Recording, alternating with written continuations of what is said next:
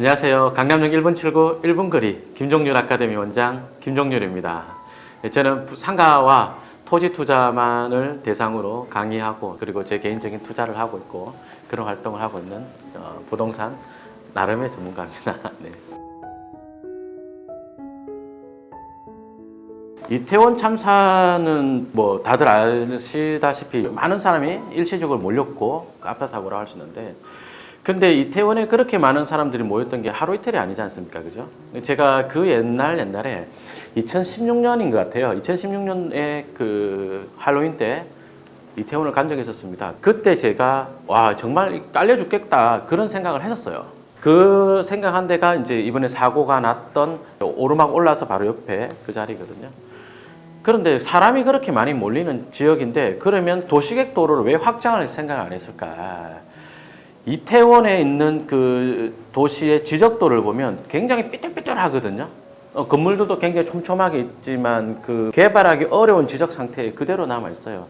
근데 서울시는 거기에 10여 년 전에 지구 단위 계획을 수립해 가지고 개발하겠다라고 했어요. 그러면 10년 전에 그 지정했던 지구 단위 계획대로 개발한 게 뭐 있냐? 제가 볼 때 하나도 없어요. 필지별로 몇 개가 바뀌어가거나 그다음에 도로가 넓어지거나 그랬어야 되는데 전혀 그게 없어요. 사고가 났던 그 대로변은 용도지역이 상업지역이고요. 그 바로 뒷골목, 그 좁은 도로, 차도 교행하기 굉장히 어려운 정도의 골목길 하나 지나면 바로 용도지역이 일종일반 주거지역이었어요. 굉장히 잘못된 도시계획이고 그 당시로서는 맨 처음 도시계획이 입안될 때는 그 정도 해도 됐겠지만 지금은 대한민국의 어떤 자동차 수나 서울이 인구수나 여러모로 많이 늘었지 않습니까? 그죠? 그러기 때문에 그런 것들을 확장할 필요가 있었죠. 근데 그때 당시에 지구 단위 계획이 왜 그런 개발하기 되게 어려웠던 구조를 갖고 있냐면 토지 주인이 뭐 여러 명이 있다. 지적 상태가 반듯하지 않은 상태에 여러 개가 있다. 그러면 세 개 건물을 합해서 짓게끔 한다든지 이런 식으로 되어 있어요. 땅 주인 3명이 마음이 맞아야 짓거나 아니면 3개가 다 팔려야 건물을 지을 수 있고 뭐 도로 확장할 수 있고 이런 구조를 갖고 있는데 굉장히 속도가 날 수 없는 구조죠. 그냥 서울시에서는 도시계획을 입안을 한 것 같지만 사실상으로는 전혀 그게 아니었던 거죠. 그러니 그렇게 사람이 매년 많이 몰리는 지역인데 뭐라 그럴까요? 그 필지 주인들은 일종 일반 주거 지역이면 대개가 어떤 주거용으로 써라 하는 권장이죠. 그다음에 주거용이 아니면 뭐 작은 규모의 근생 상가로 써라 이런 건데 안 되니까 이제 필지는 작고 그러니까 위반 건축물들 그다음에 그 당시로서는 건폐율 용적률 개념도 없을 때 겁니다. 자기 필지가 있으면 그 끝까지 그냥 건물을 밀어내고 지었겠죠. 그러니까 안 그래도 도로가 좁은데 그 건축선에서 좀 들여서 건물을 지었어야 되는데 그렇지 않고 바짝바짝 내서 지었고 그러고도 상가가 부족하니까 위반 건축물 같은 걸 더 달아냈고 그러니까 도로가 좁은데 더 좁아졌고 그런데 사람은 계속 몰려들었잖아요. 그죠? 그러면 둘 중에 한 개는 했었어야죠. 사람이 모이지 않게끔 하든지 법에서 강제해서 모이지 마라 하기가 어렵다면 일종 일반 주거지역이니까 그에 맞는 소음 대책이라든지 이런 것들 위반했을 때 단속을 해가지고 아예 모이지 못하는 분위기를 만들든지 그것도 아니면 이제 어렵더라도 도시계획 시설 사업 같은 것들 도시계획을 그 지역의 어떤 그 상업적 기능에 맞춰서 입안을 하고 빨리빨리 집행했었어야죠. 그래서 저는 이태원 3사의 간접적인 원인이라면 그 당시에 입안된 도시계획에 있다. 저는 그렇게 생각합니다. 예. 뭐 서울시로 이야기하자면 자주 있던 빈번하게 있던 재해 중에 이야기하자면 물난리 같은 게 뭐 예시를 들 수 있겠죠. 예전에는 풍납동 같은 데도 물에 맨날 잠기는 동네였고 서울산업도 앞에 뭐 공릉 이런데 근데 지금 그런 일 없잖아요. 그러면 어떻게 했느냐 풍납동 이런 데들 다 정비 사업을 해버린 거예요. 그리고 그런 작년 같은 그런 기록적인 폭우가 온 다음에 그 오세훈 시장이 한 말이 정비 사업 하겠다고 했거든요. 그럼 똑같죠. 그렇게 과밀화되어 있고요. 많은 사람들이 일시적으로 많이 몰리는 지역인데 그거 하지 말아 한다고 될 수 있는 거 아니잖아요. 그럼 많이 모이는 그런 데면 그거에 맞게끔 도시계획을 세워야죠. 대표적으로 서울시가 잘못하고 있는 도시계획을 이야기해보라. 예를 들어서 연신내역이다. 연신내역에 어떤 호재가 있어요? 연신내역은 GTX A 노선 호재가 있단 말이에요. 그러면 그 동네도 그 경기 서북부에서는 굉장히 지역 중심으로 갈 지역인데 그 연신내역의 그 동북 쪽에 불광동이었습니다.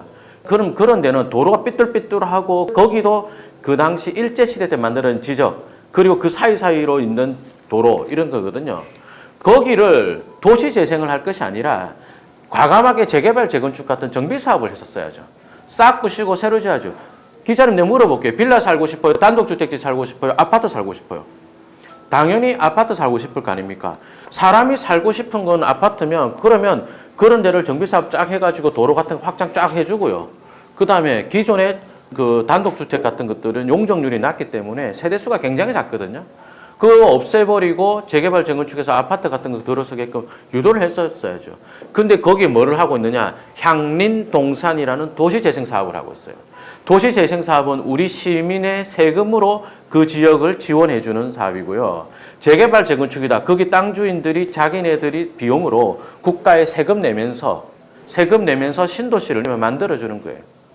어느 쪽에 더 좋아요? 세대수도 훨씬 많이 늘어나고. 근데 그런 데를 도시재생 사업을 한다고 그랬거든요.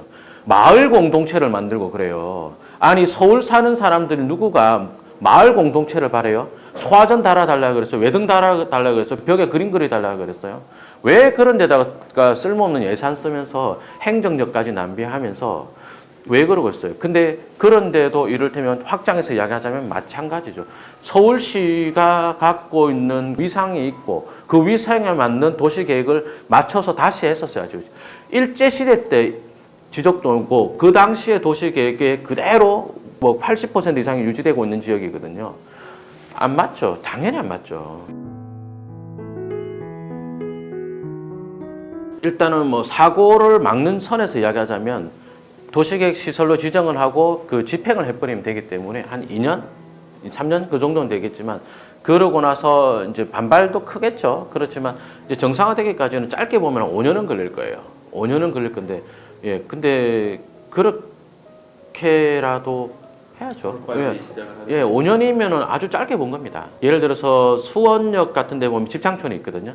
집창촌 폐쇄시키는 것이 굉장히 어려웠습니다. 근데 거기도 보면 불나면 다 죽을 구조를 갖고 있어요. 건물이 다다다닥 붙어 있고 소방법도 제대로 지켜지지 않고 영업 자체가 불법이니까 건축물 구조도 다 불법이고 안에 미로처럼 돼 있고 사람들이 걸어서 지나갈 수도 없을 정도로 좁은 골목길이거든요. 소방차는 꿈도 못 꾸죠.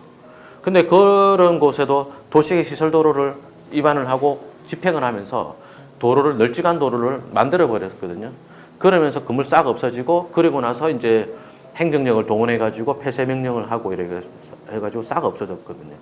하려고 하면 다 할 수 있죠.